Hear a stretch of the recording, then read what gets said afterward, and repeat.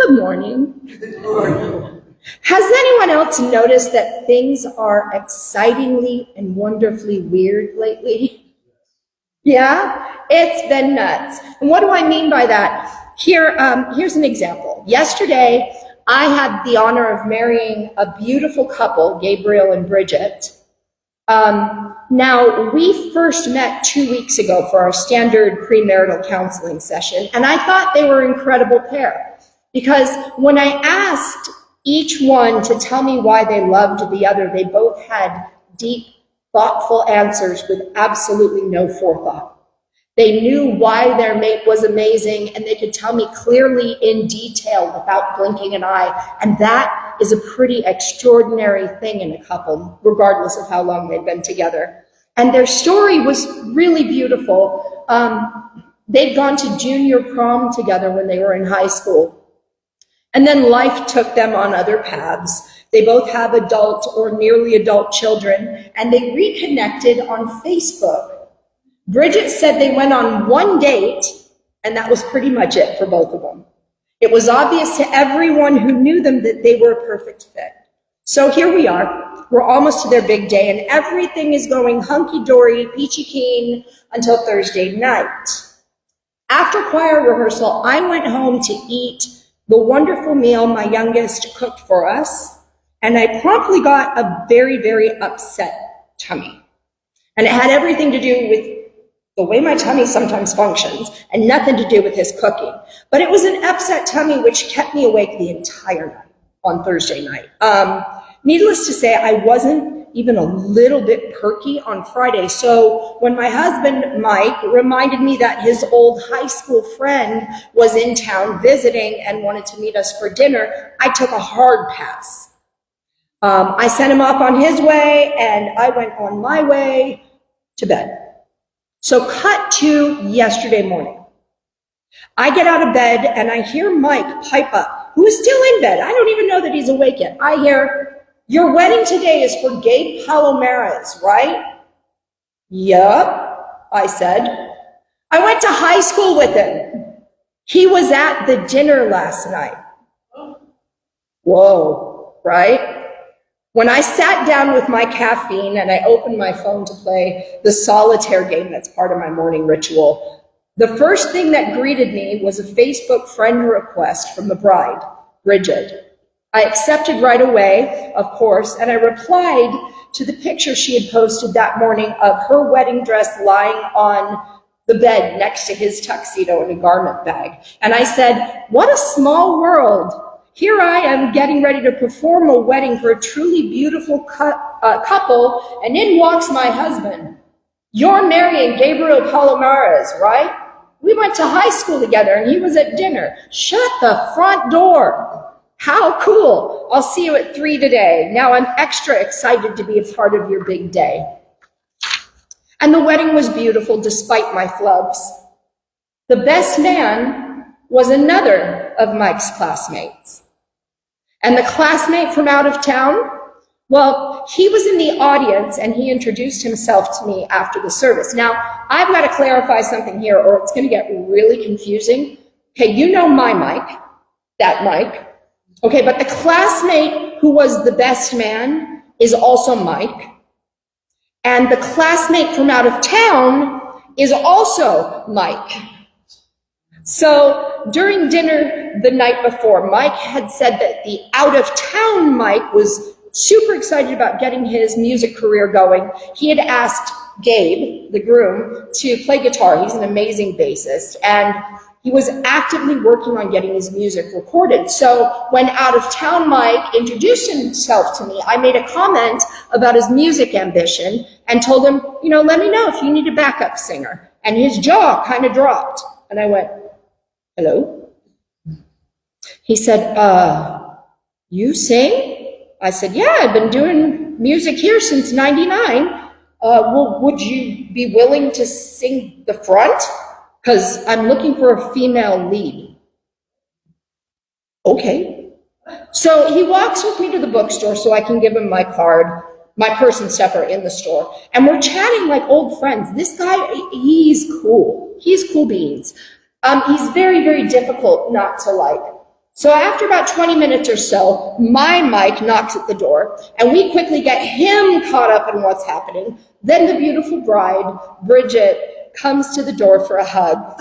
And I should probably tell you that as a result of all of those incredible puzzle pieces that have come together the last couple of days leading up to their wedding, Bridget and Gabe say they're planning to start coming to church here. They're currently enjoying their honeymoon, but you'll all have a chance to meet them and hear their side of the multiple mics and the string of events over the last few days. Now, you may be asking yourself why I'm spending so much of my time up here talking about a wedding and some of my husband's high school friends. It all fits in, I promise. If you've been coming the rest of this month, you know that we've been looking at the Virtues Project. The Virtues Project is the program that my dad brought to Barnhart, and it's what we teach during chapel and what the teachers reinforce throughout their days with the kids during the week. And since I get so many questions about the program, I thought I'd approach our talks from there this month, and I thought I'd let you lead. So you guys chose the cards each week. I had no idea where I was going until the Sunday before. And if you go to the virtuesproject.org, you can order all sorts of resources, including a deck of virtues cards. That is what I had you draw from. I call them my cheat cards when I'm in chapel with the kids. The first week, the virtue that was drawn was caring. And in that sermon, I learned that the word virtue comes from the seventh highest of 9 orders of angels in angelology. That's way up there. So these virtues are the stuff of the angels. The second week, the virtue drawn was assertiveness. Last week was reliability, and this week's was one of my absolute favorites, and that is trust. Because to me, when you get to where you really get it, the big it, and because you get it, you trust that everything that happens always happens on purpose, that everything that happens is meant to happen, that there are no coincidences. That's when life gets really good. So while talking with out-of-town Mike yesterday, he said, I just can't believe all these coincidences. It's unreal.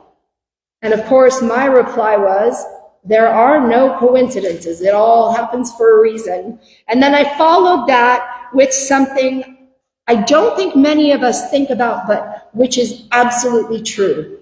When so many little synchronicities line up like this, it's time to get excited because it means something really amazing is about to happen. And that's a statement that I can make without a moment's hesitation. It is one of the most wonderfully true insights I can offer, and I've come to this conclusion after countless experiences have proven it to me. Trusting that God is guiding you at every single moment and being not just willing, but enthusiastic about following where you're led is one of the most powerful steps toward enlightenment that I know of. And here's what my little virtues cheat card says. And I have to say that this may be the card with the most inspiring wording on it, because most of the others are pretty passive. But this one's pretty good. Even some of the affirmations are powerful, and those are consistently kind of blah. So it says, trust is having faith in someone or something. It is a positive attitude about life. You are confident that the right thing will happen without trying to control it or make it happen. Even when difficult things happen, trust helps us to find the gift or lesson in it. It says, you're practicing trust when you believe that there is some good in everything that happens. When you look for the lessons in painful experiences. When you let trust take away your worries. When you know that your best is good enough. When you trust others, unless you have good reasons not to. When you don't nag, worry, or take control. And the affirmations are I am trusting. That's fairly consistent with all of them. I am caring, I am assertive, and there's not much power in that, right? How about I have no need to control others? There's a little more weight to that. Now, the next affirmation, I release fear and worry. That's a big one to give the kids, right? And an even bigger one in today's day and age is, I feel at peace and know I am not alone. People need to hear that. And all of those things are wonderful examples of the meaning of trust, but I want to see if we can go even deeper with it. And to do that, I want you to understand my method when I write these talks. I plan where I'm going with the sermons each month in advance, meaning I plan where the inspiration is coming from and such, but that's where the planning ends. Okay, so say, for example, that I'm teaching from the perspective of a book I'm touched by. Like last month, You'll See It When You Believe It by Wayne Dyer. I plan out where I'm going within the parameters of the book, but I don't plan out the main idea each week.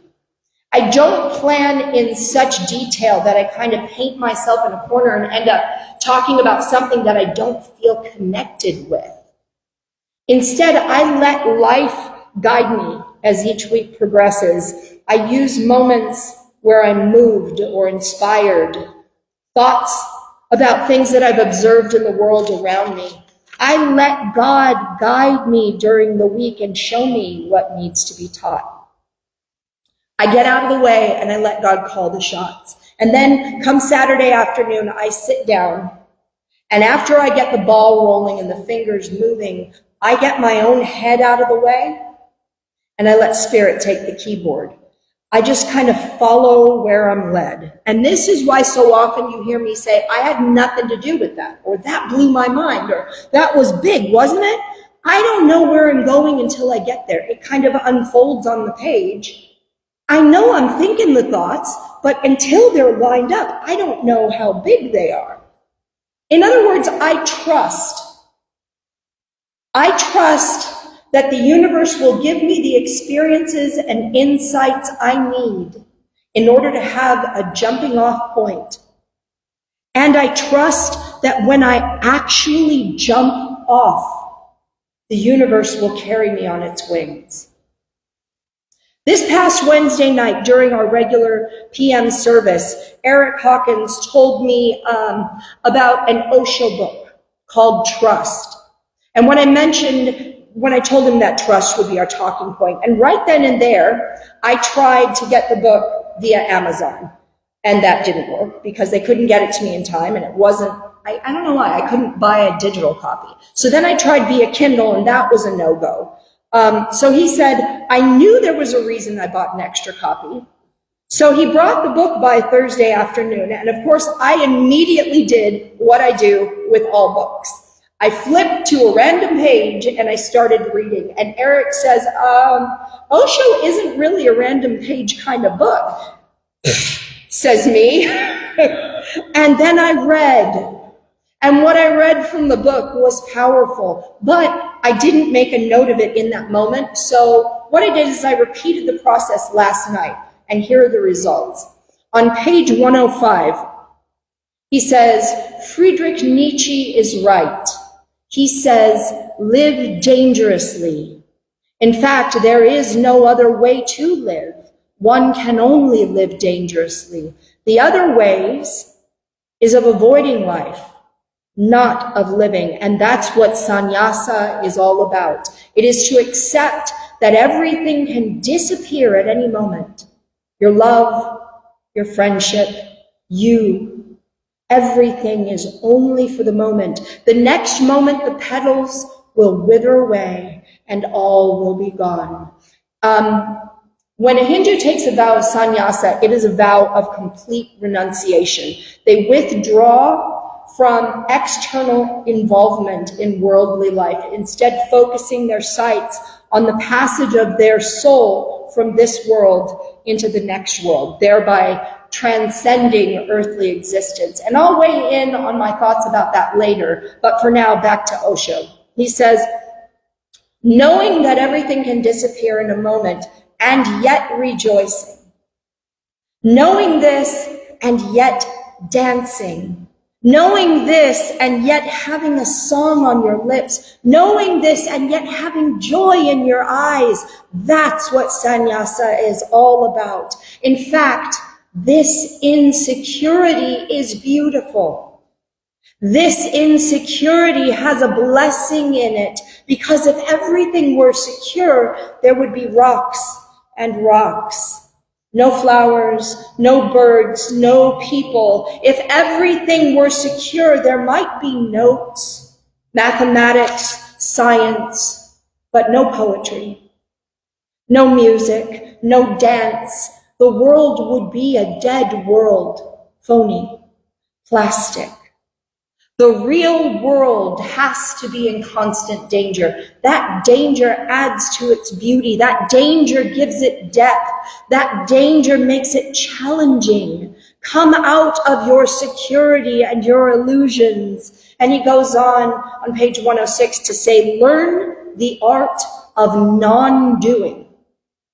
Trust means being open, available, receptive like a womb. When you are open to the wind and the rain and the sun of existence, when there is no resistance at all, when you are in a state of let go, that is trust, the state of let go. When you are moving with existence, just floating with the river toward the ocean, with no idea of your own about where you would like to go, with no idea that you are, so utterly relaxed with the river of life that you are no longer separate, just a ripple in the river, a wave. That is trust. And that last bit sounded like what I said towards the end of last week's talk. I said, it doesn't matter what your dream is. It could be something quite grand and detailed, or a thoughtfully comprehensive body of work, or it could simply be finding your permanent place in the flow of good and comfort. Reaching in and touching that oneness of all things in such a way that it sustains and fills you. Whatever yours is, you are always on a path toward it. Your experience on the journey is up to you, like it or not.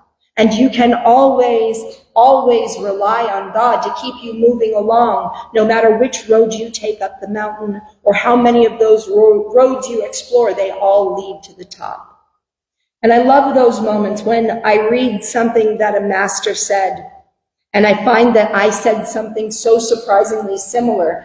Osho said, it's becoming one with the river of life. I said it's finding your permanent place in the flow of good and comfort. And I'm not pointing this out because I think I'm some kind of master. I'm no different from any of you. I just think it's really neat when one agrees with something I've said. Does that make sense?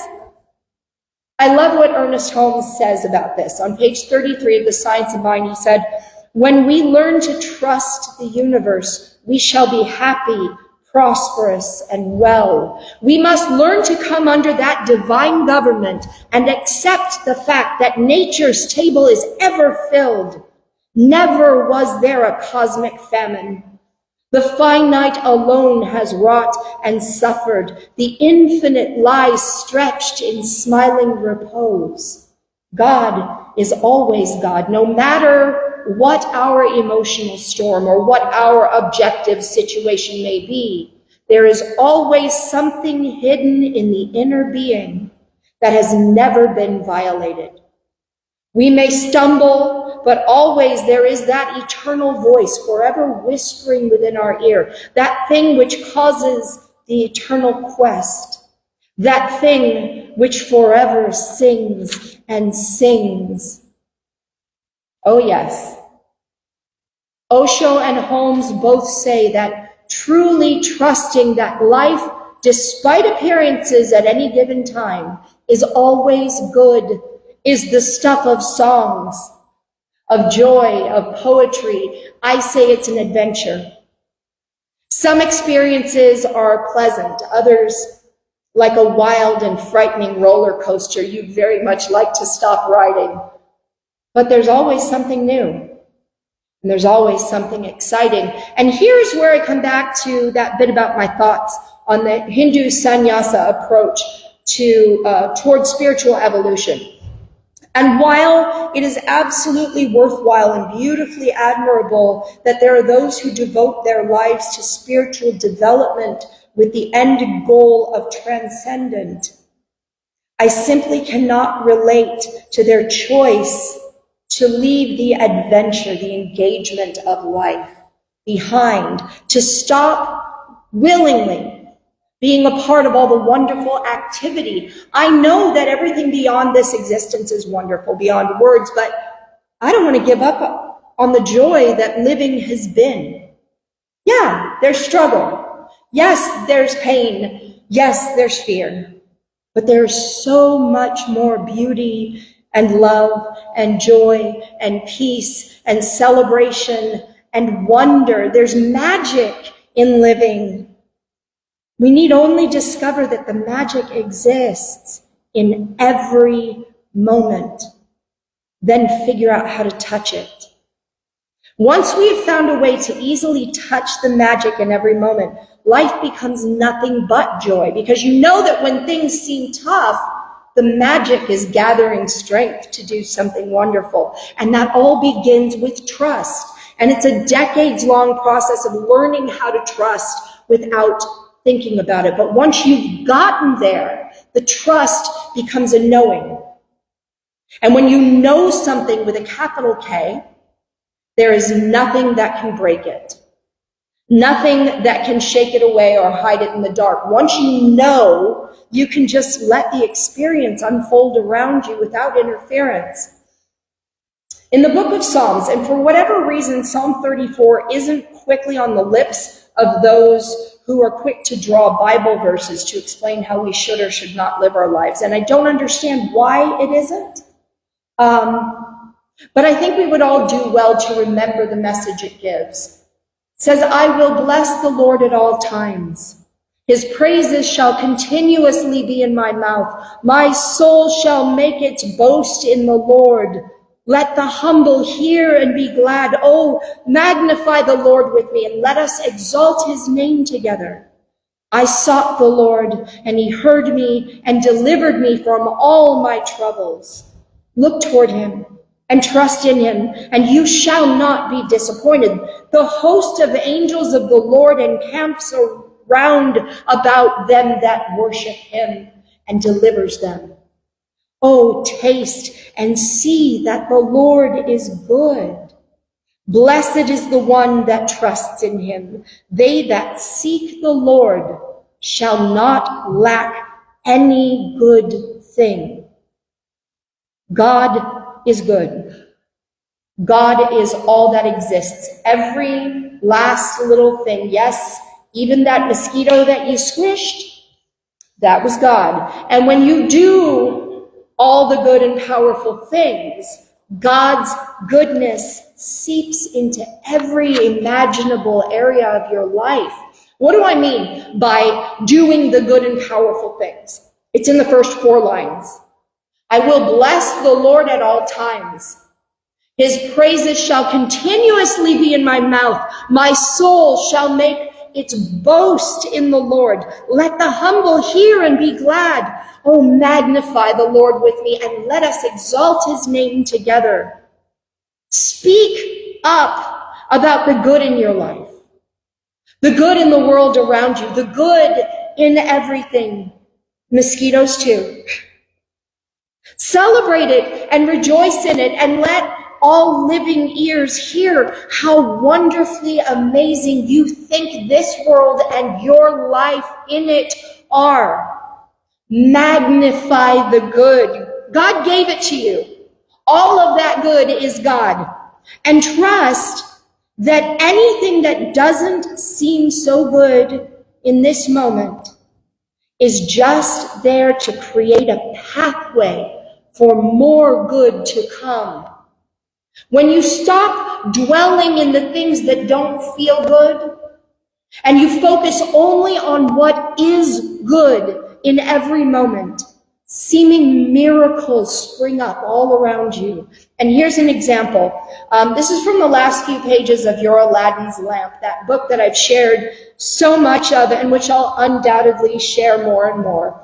This is picking up around page 260. And in this section of the book, Bill Hornaday is hosting his regular radio show.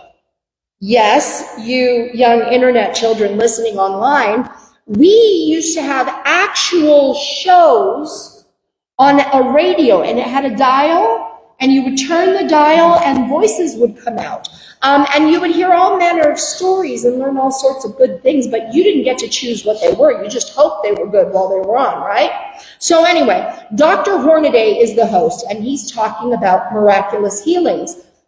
Now, listening to the show is an older gentleman from Barstow, California. His name is Jed, and Jed had experienced a large heart attack, and he was thought to not be around much longer, and his prognosis was quite dismal, and it seemed everyone around him, family and neighbors and doctors and even specialists, believed that he was standing squarely in front of the great door to the afterlife. Well, on the night of this particular radio show, the wife of Jed's neighbor had brought him a bowl of chicken soup, which he hadn't wanted, but he ate some of just to make her happy.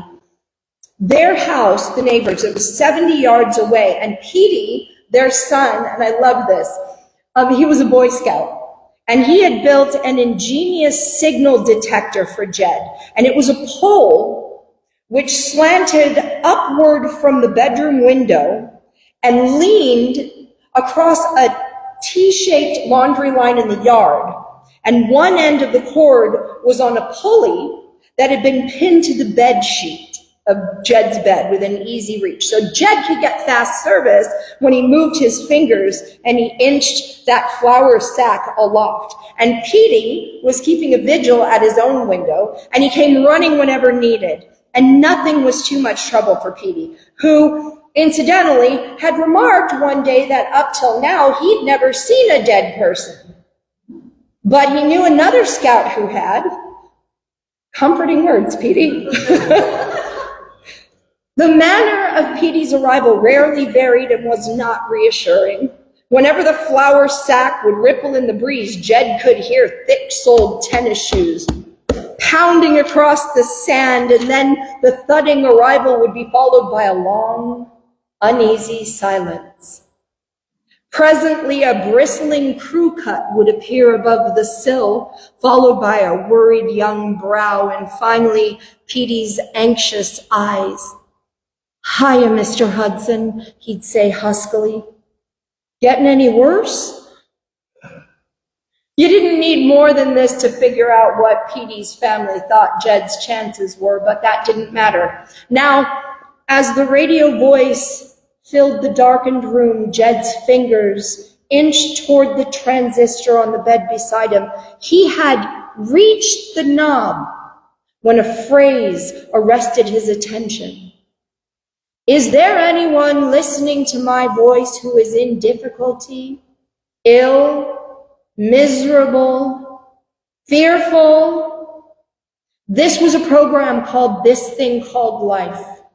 And that particular night's broadcast had been inspired by the story of Nobel Prize winner Dr. Alexis Carrel in his famous book, Man the Unknown. In it, he'd insisted that man can become the actual ruler of his universe. Although Carroll was a doctor himself, he secretly revealed that he'd been investigating metaphysical healing since 1902. I think the book was in 1922 that he wrote. It would have been dangerous to his career back then if he admitted publicly in an interest in this mode of healing, although medical science now recognizes and gives validity to all modalities of healing in healthcare, including prayer. Well, then what kind of prayer? Came the voice through the radio? A prayer of supplication or a prayer of affirmation? Well, almost certainly it would be a prayer in which those praying envision healing and see it accomplished, see the solution, not the problem. The answer to any prayer is in the prayer when prayed. That is why the greatest teacher who ever lived said, all things are possible to him that believeth. Now, if there is anyone listening to my voice who has given up, know with me that you right now can do something about it. Whatever your problem is, it is an idea in your mind. Change the idea and you can change the effect. With God, there is no great or small, and where you are, God is. Remember, it is done unto you as you believe. So check your belief. If you believe that a change for the better is now taking place, if you really believe it, it will occur. You can count on it. Earlier, Jed Emery Hudson had been trying not to count his heartbeat. Ever since the doctor's visit, he had been more sharply aware of the pulse in his throat, the uneven hammering in his chest. Jed couldn't stop thinking about them, and now the loneliness closed in, and he was as desperate as anyone could be. But the words on the radio had come intact into the room and seemed to linger above the bed. Into his terror had come a man's voice talking about a famous scientist who attested to recorded cases of metaphysical healing. Healing! Jed's mind caught up a reference to affirmative prayer and the suggestion that one's mind could actually heal and that all mankind can turn to an ever-available power within. Well, why not? What did he have to lose? When he heard the name at the end of the program, he burned it into his mind. Dr. Hornady. He heard it pronounced with a double E. And as the night went on, he kept repeating in his thoughts, all things are possible to him that believeth. If I really believe a change for the better is taking place, I can count on it. I can count on it. And with unrhythmic heartbeat shaking his body, he felt for the cord. And then, resting after each small exertion, he pulled his flour sack into the wind. He could hear only the dry, brittle sound of it snapping in the darkness, followed by the pounding of Petey sneakers. Mr. Hudson, the boy whispered loudly, you still okay? Phone, gasped Jed. Get your daddy. Tell him to bring the truck. I gotta get into town. Gotta phone a man and gotta get to Los Angeles. Los Angeles, the boy said, horrified. You'll never make it. Well, I ain't making it here either. Hurry, boy, get your dad. Now, a short while later, Jed phoned Dr. Hornaday and told him to expect him in a few hours. He'd have to take the bus, so it could be a while. Hearing the strain in Jed's voice, Dr. Hornaday asked if perhaps he could be helped over the phone. No, I've got to see you, and when I get there, you've got to pray for me. It's my only chance. All right. Know that your trip will be made safely. Be affirmative. Remember, you have a power within you that stands ready to help you. Trust it. Many hours passed. And still there was no sign of any visitors. It was growing late, and Dr. Hornaday walked down into his garden, a place his dear friend Ernest had loved. And presently came a voice in the darkness, Dr. Hornady! Hey, Dr. Hornady! Wild-eyed, Jed rushed forward and stood in the doorway. Look at me! You healed me. I haven't felt this good in 27 years. Feel my heart. You sure prayed. Man, you sure prayed. Thank you, doctor. Now hold on, came the doctor's reply. Why, I didn't heal you, man. I didn't even pray for you. That reached Jed. He stared. You didn't... What? When you phoned, Dr. Hornaday explained, you didn't tell me what the trouble was, except you were afraid and wanted me to pray when you got here. Incredulously he spoke. Well, then, what did it? You did it. Now, I could go on and tell you the rest of the story, but we'd be here all day, and you know where to find me. And I know the end of the story, so come and sit with me sometime if you want to hear it. But the most important thing is already here. He believed it. Did he know he was doing it at the time? No. But he did. And he trusted it. And because he believed and trusted, he was healed. And remember, the stories from that book are all true. They are recorded cases from the files and audio recordings of sessions at the Institute for Religious Science. These are all true. They are all verifiable, and they all happened. So look at your life. Look at what you believe. If those beliefs aren't working for you, make new ones. Believe the new ones until they stick, and once they're stuck, you only have to do that one small thing. Trust. As Osho said, this is it. This moment, this silent moment, uncorrupted by thought, this silence that was all around, this surprise. Yes, direction comes out of living this moment. It happens. It is very subtle, and you will never be certain about it. You can only feel it. Feel it. And trust. It's all within you after all. Thank you.